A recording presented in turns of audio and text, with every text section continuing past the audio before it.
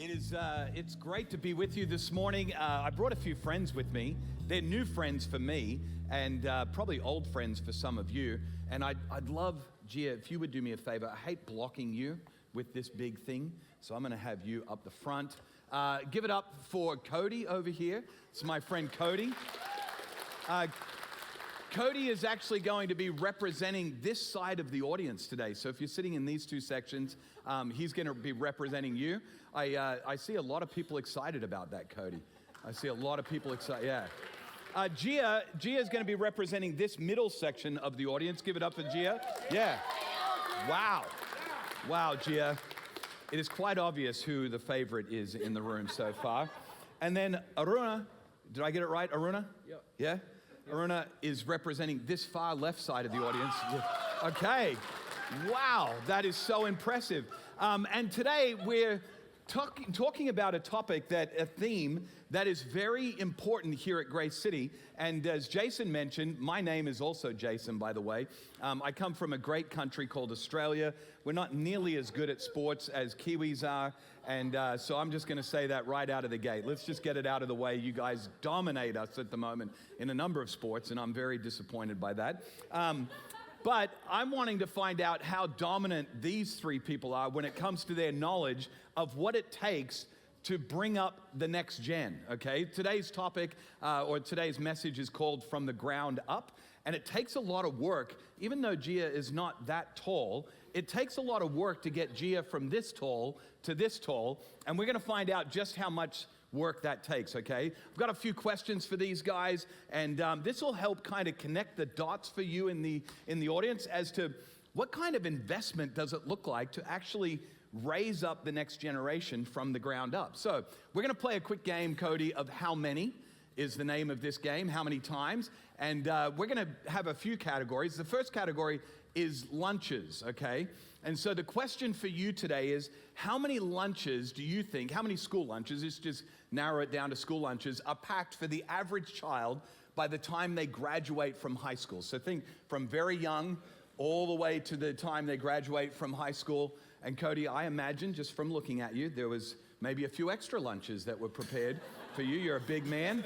You're a big unit, as we like to call you in Australia. What a unit. How many do you think? That's a lot of years, like 13 years of school. And by the way, audience, if you think you know, you can yell out. You can, don't use AI to give him the answer though. What do you think it was? How many? 2,000. 2,000, okay, that's actually pretty close. Dami up the back is actually gonna show us. The answer is 2,400. Cody, nice work. Give it up for Cody. Yeah, okay. All right, Gia, we're gonna switch up the category from lunches prepared to loads of laundry done for the average child from when they were very young through the end of high school. So what do you think? And I'm assuming you didn't have extra loads of laundry. You weren't one of those girls that had like, hey, I'm gonna try this outfit on and I'm just gonna put 4 on the floor before I pick the one that I want. You weren't that kind of, you went with the one that you just had on at the beginning, I'm assuming, right? No, okay, I'm nervous for the answer to this question then.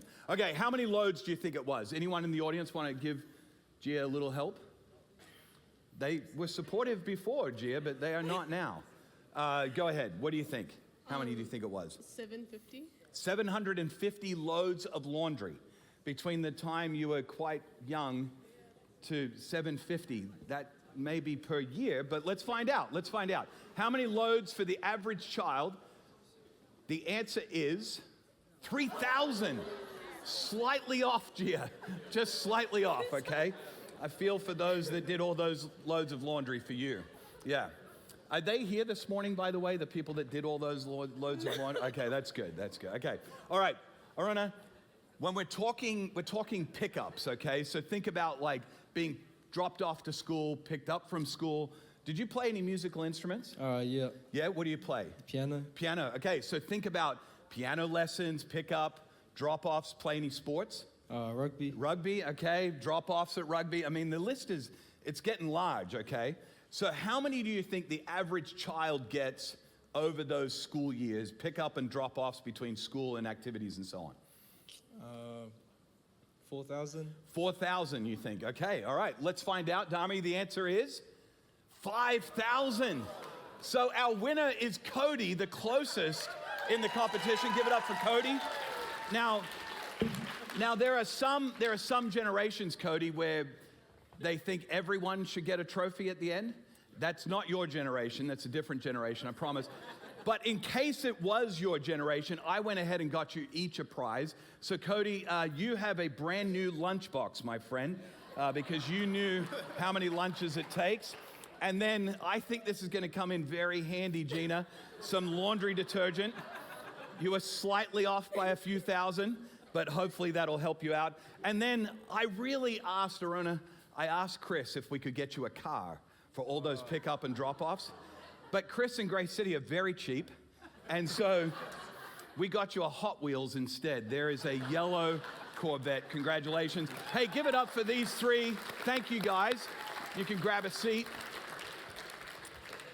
Weren't they great this morning? Doesn't it take a lot, though, to bring up the next gen from the ground up? It takes a village, right? Not just parents, but also mentors. I think about the people that coached Aruna in rugby. I think about people that gave him piano lessons. I think about all the lunches that were made, school pickups and drop-offs. I think about all the investment that it takes to raise up the next gen from the ground up. And then I think of this value here at Grace City that you guys have, which is this: we invest in the next. And when we say we invest in the next here at Grace City, we're not just talking to parents. So if you're a parent in the room, today's conversation is so important. But if you're not a parent in the room currently, or maybe you were and for whatever reasons you are empty nesters now like my wife and I, and so you don't have them right around you, every single person in the room, every person watching online, you have a next in your life. It's anyone that's coming after you. They don't have to be biologically related to you, but it's anybody that is coming after you is a next. They don't have to be that young. In fact, I have a few people in my life that if you were to ask them, they would say, hey, I'm investing in Jason because he is my next. And I'm an old man, you can tell. I have no hair, I'm gaining a little bit of extra weight along the way. So you might look at me and go, he's not the next generation, but there is some people that look at me as their next. So I want you to think right now for me, everyone in the room, even if you're watching online, think of who is your next. They may be a child. They may be somebody that you're just in a relationship with. You didn't even think of them as the next until this moment. But they are coming along after you, and they are your next. I want you to think about that person for a moment. And then I'd love for you to do something. This may be a little bit of a stretch for you, but I'd love for you to have that person's name in mind.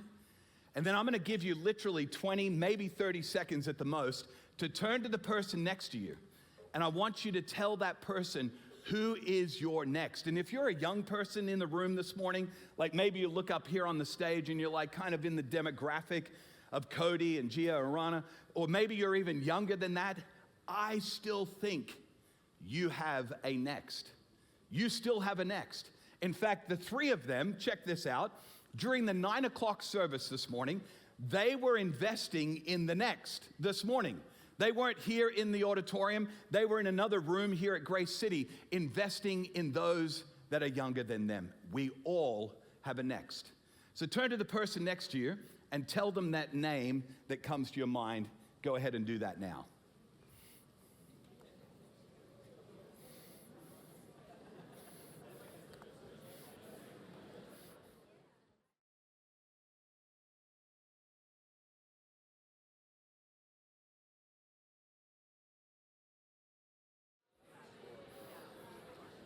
Sounds like some of you have a lot of names that came to your mind. Some of you have like 10 or 15 names possibly. I actually talked to a lady this morning, and when she was telling me about her next, I asked her, who came to your mind after the first service? Who came to your mind that was your next? And she said, well, I have 5 grandchildren, and they all came to my mind all at one time. You can't separate any of them. When it comes to investing in the next, which is what we're talking about in this message today from the ground up, there's a principle that I actually learned from golf that I think will be incredibly helpful for us this morning. Now, I'm actually going to hit some golf balls into the audience today, which made the staff here at Grace City very nervous when I told them that this morning. They were like, I don't think we've put together the risk assessment for that yet. But we're going to do that this morning. And the first one I'm going to hit into the audience is this one here. And I'm going to hopefully hit it into this section of the audience over here that Cody was playing for. So get ready, this section. But when you watch golf on TV, or maybe you go and watch it live, you'll notice that professional golfers do something amateur golfers don't do. I'm an amateur golfer. When I get onto the tee box, here's what I do. I step up onto the tee box and I try to hit the ball as hard as I possibly can, and then I miss it and I hit the tee instead. So I'll hit it as hard as I possibly can. It is foam, and if you could hang on to that, that'd be great. There is a special prize if you catch it, by the way. And so I hit it as hard as I can.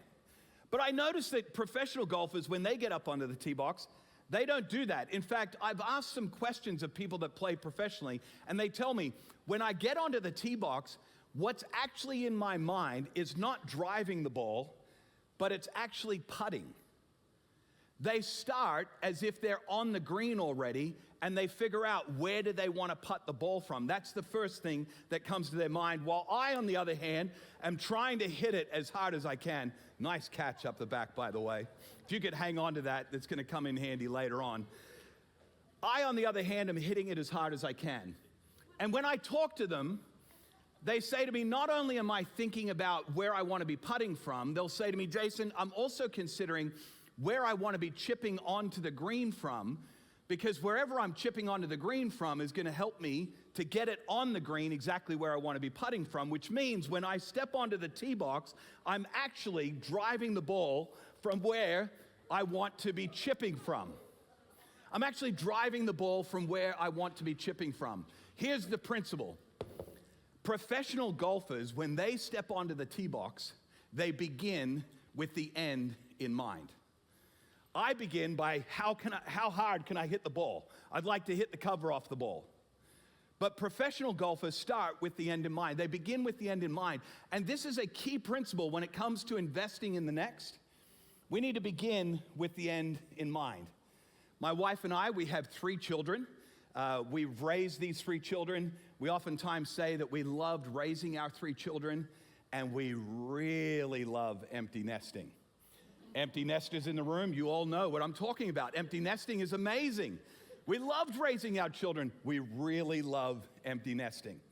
When our children were small, I remember this season as if it was yesterday. They're now all in their 20s. But I remember back in the day, when they were really young, we had 3 under the age of 4, 4, 2, and newborn, or not under the age of 4, but about 4, 2, and newborn. And I remember some days, the win for us was that they would be bathed, they would be fed by the end of the day, and that they would fall asleep quietly in the evening.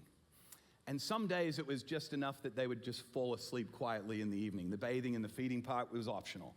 But that's sometimes that season of life for some of you. You're laughing, I see a few heads nodding. You're in that season right now. We used to call that the survival years. And that's kind of the time where they're so dependent on you, you're kind of caring for them. Your role is really the carer to make sure they make it through the end of the day. I remember during that season, my wife came up with a little motto for us. When it comes to investing in the next gen, she said it this way: we are not raising kids, we are raising adults.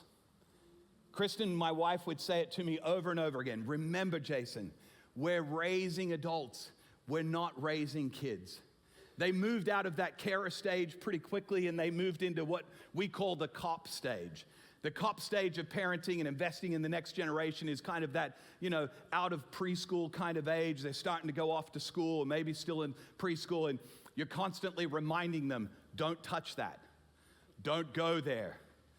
Don't hang out with those people. You feel like a cop. You feel like you're policing all the time. You've moved from caring to this cop stage, and eventually they get a little bit older, and all of a sudden they start going off to other activities, and you're not there to police them. They go to school, or they go to some music practice, or they go to some sporting activity, and you just hope that they come back with a positive report from all those people that they are being cared for. And you begin kind of playing the role of a coach, as I call it. You've kind of shown them the boundaries, given them the parameters, and now you're just coaching them and giving them advice, kind of in those middle and high school years, that kind of a season. And now my wife and I, we've moved from carer to cop, from coach. We now call ourselves, the season we're in right now, we call it the consultant stage. And our motto is this: keep your mouth shut and the welcome mat out. When you're asked for advice, you give advice. But consultants don't give advice unless they're asked to. And so we have found ourselves oftentimes slipping back. This is mostly me. My wife is great at this. But I find myself occasionally going from consultant back into coach. And God forbid that I go back to cop, because my 20-year-olds don't like it. But we're all investing in the next gen, and we have different seasons and stages that we invest in them. That person that came to your mind a moment ago and you shared with the person next to you, I'd love for you to think about, when you think of investing in them, what season or stage would you say you're kind of in at the moment? Or maybe you're in 2 seasons or stages with those people at the moment. But I'd love for you to not only tell that person next to you that person's name, but would you do me a favor right now, or maybe you're watching online and you can just drop in the chat, we're in the coaching phase or we're in the caring phase. Turn to the person next to you and tell them, what season or phase are you in with that person right now? Go ahead and share that.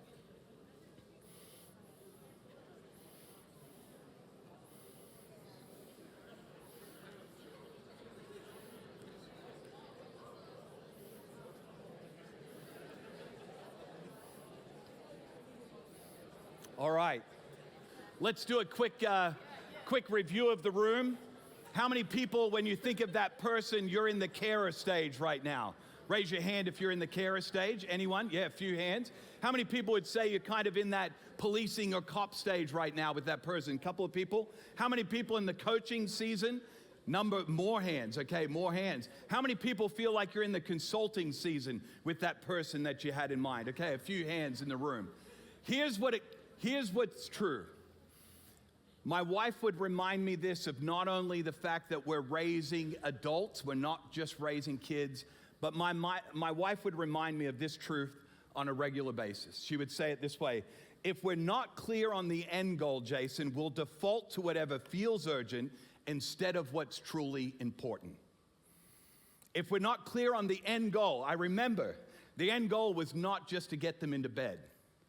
We're raising adults, not just raising kids. And she would remind me, if we're not clear on the end goal, we're just going to default to whatever is urgent instead of what's really important. For me, it was oftentimes I would default to compliance rather than developing their character. I would default to controlling behavior rather than investing in who they were becoming. If we're not clear on the end goal, then we will default to whatever feels urgent, and oftentimes we'll miss what is most important.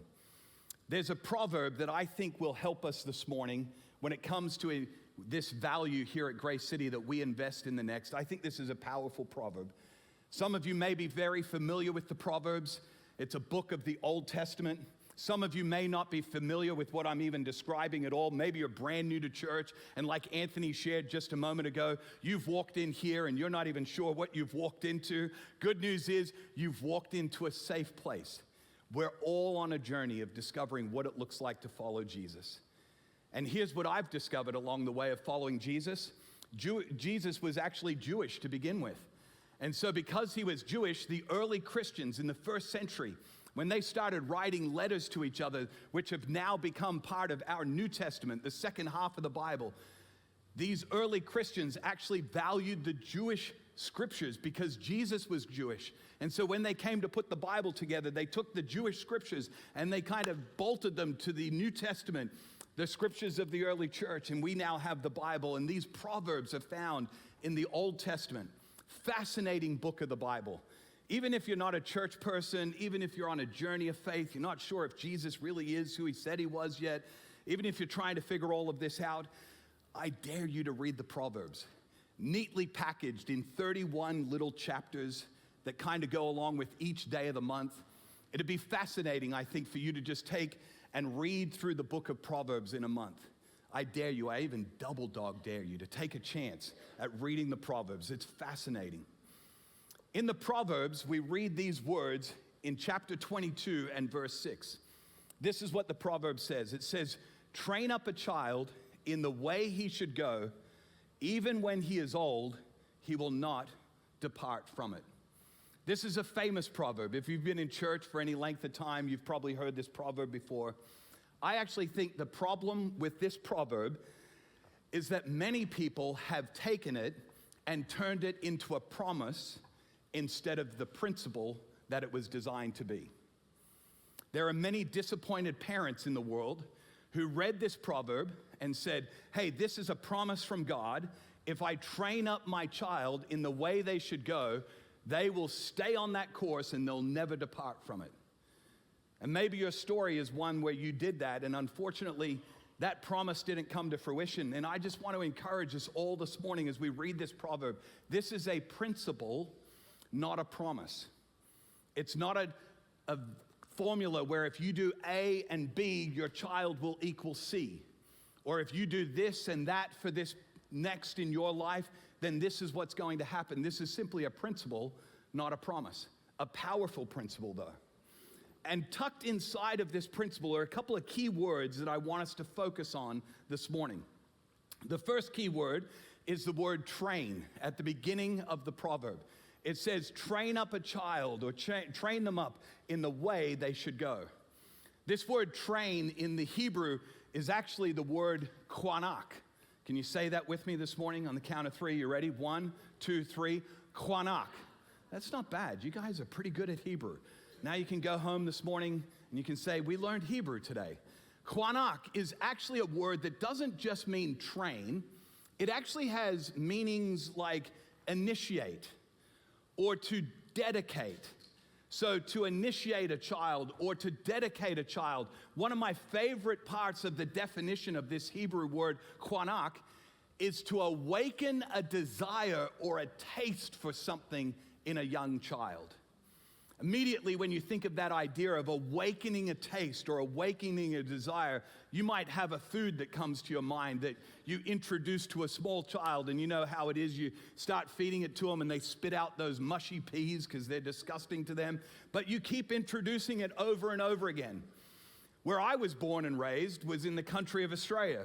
We have a disgusting spread called Vegemite that the rest of the world wonders why we would eat such a thing. My parents are actually originally from the United States, and so I have two older siblings who were born and raised a short period of time in the US. They can't stand Vegemite. I was born and raised in Australia, and so from an early age, I was given little bits of Vegemite on toast, and it was introduced into my palate. And it awakened kind of a desire and a real liking towards salty things. I love pickles. I love all sorts of salty things. And it's because this desire was awakened in me at a young age. When we think of training up the next gen, that's exactly what this proverb is talking about. Introduce them at an early age to the things of God, that it might awaken a desire in them, that it might awaken a taste in them for the things of God. I love watching here at Grace City, even on the stage this morning, the people that were leading us in worship, many of them much younger than me. I love watching the three that were in the questions kind of quiz this morning, telling me that they spent the morning before this service investing in those that are younger than them. If we want the next to have a passion and a love for things of God and to serve Him, then we've got to introduce these things at an early age and awaken, cultivate a desire for these things from a young age. The other key word that's in this verse, not only the word train, but you notice in the middle of the verse it says to lead them in the way, to lead them in the direction that God has for them, to kind of think about the end in mind, to begin with the end in mind, which is why many times as our kids were growing up, my wife would ask me this question. She would say, Jason, what kind of an adult do we want them to become? What kind of an adult do we sense that God is inviting them to become? What are the things that are naturally we're seeing in their lives that God is pointing? My daughter was a musician and loved to sing, and so it was kind of noticeable to us that perhaps God was raising up a worshiper, somebody that could lead worship through music in our family. What is it that you see that God has planted in the next in your mind? Who is it that God wants them to become? As you think about that, I want to encourage you with a couple of things that I stumbled across in the wrong way, and I put them up here. I said to stop developing the next for convenience and start developing them out of character. I oftentimes would develop the next because it was more convenient to deal with their behavior than it was to actually deal with their character. I would encourage you to stop reacting and start investing. Most of my investment over the years, sorry to say, was quite reactive instead of proactive, and I would encourage you to be more proactive when you think about the next generation. My wife used to say to me all the time, she would say, Jason, if we don't name what we want them to become, it's going to be really difficult for us to aim at it. If we don't name it, then it's going to be hard for us to aim at it. I want to introduce you to our 3 children. I'm going to bring them up on the screen. Here's a photograph of our 3 kids. On the far right-hand side of the picture is my son, Xavier. He lives in Sydney. He's about to get married in about 6 weeks from now. In the middle of the photo is my daughter, Olivia. Olivia is 22 years old, and she and her husband, Jack, live on the Sunshine Coast, and that actually was about 18 months ago, the day of her wedding. And then on the far right or far left of your direction is our youngest son, Miles. And unfortunately, Miles is a mini me, so that means he's going to end up with no hair on his head and a lot of things to work out in life, a lot of things to deal with. So I'm sorry for Miles in that case, but he's a great kid. He's a great kid. When I think about these 3 children, and we talked about as a family, my wife and I, what we wanted them to become, my wife would say, if we don't name it, Jason, it's going to be hard to aim at it. And so we named 3 things that we really desired for them from an early age. The first thing was this: we desired that they would develop a faith of their own, apart from their mom and dad's faith. We wanted them to have a faith of their own, to learn to follow Jesus, and not just have their parents' faith.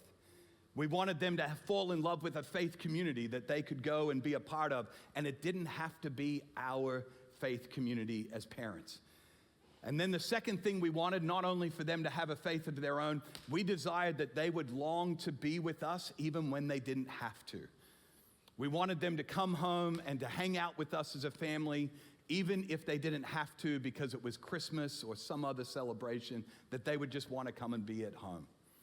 And then thirdly, we wanted them to long and desire to be together as siblings even when their parents weren't around. That they would want to be in relationship with each other even when mom and dad didn't set it up for them. I'm so grateful. It wasn't a perfect formula, but I'm so grateful by the grace of God, each of them have a faith of their own. None of them go to the church that my wife and I go to, and we love that they've found their own faith community where they're following Jesus in different ways than we do, and I'm thrilled for that. They have a faith of their own. I'm thrilled that they love to come home and spend time with us, even when they don't have to. Most of the time because they like using the pantry as their Woolworths, and they just kind of fill up the bags and they go home. It's very cheap grocery shopping when you go to your parents' house. But they love to come home, even when they don't have to. Just a few weeks ago, the 3 of them and their significant others all spent a weekend together down in Tasmania. And my daughter told me just yesterday it was one of her most favorite trips she's ever taken with her 2 brothers and those that they love. Parents weren't involved. We did help finance some of it to make it possible. But we didn't go. We didn't organize it. Olivia, being the daughter and the organizer and the strong one, she organized most of their activities. They had a blast. But we started with the end in mind. We named it because if you don't name it, it's going to be hard to aim at it. So I want to land the plane this morning by just giving you 3 anchors that I think practically will help you when it comes to this idea of awakening a desire inside of the hearts of whoever is next for you. And as I share these three anchors, I'd love for you to consider which of these three anchors is God inviting you to focus on with that name, that next, that you shared with the person next to you earlier. One of the people over here, you caught a ball over here. What word is on your ball? Relational. The first anchor that I want to invite you to consider is to build relational foundations with the next. Here's what the next says. The next don't stay connected to rules, they stay connected to relationships. If you were to ask my three children, of all the people in their life who have had the most significant investment in their life spiritually outside of their family, my oldest son Xavier would tell you the name Chuck. And here's what you need to know about Chuck. For 3 years of Xavier's life in high school, every Sunday after church, Chuck took my son Xavier and 3 other boys to lunch. They never once did a Bible study. They never once went through Alpha together. They never once did any sort of structured reading together, a book or anything like that. But if you were to ask my son Xavier, who's had the most significant investment in your spiritual life, he would tell you it was Chuck. There's nothing wrong with Alpha, nothing wrong with reading a book together with somebody else, nothing wrong with doing Bible studies, all incredibly good things, but the most significant thing is relationship. They stay connected to relationship, not rules.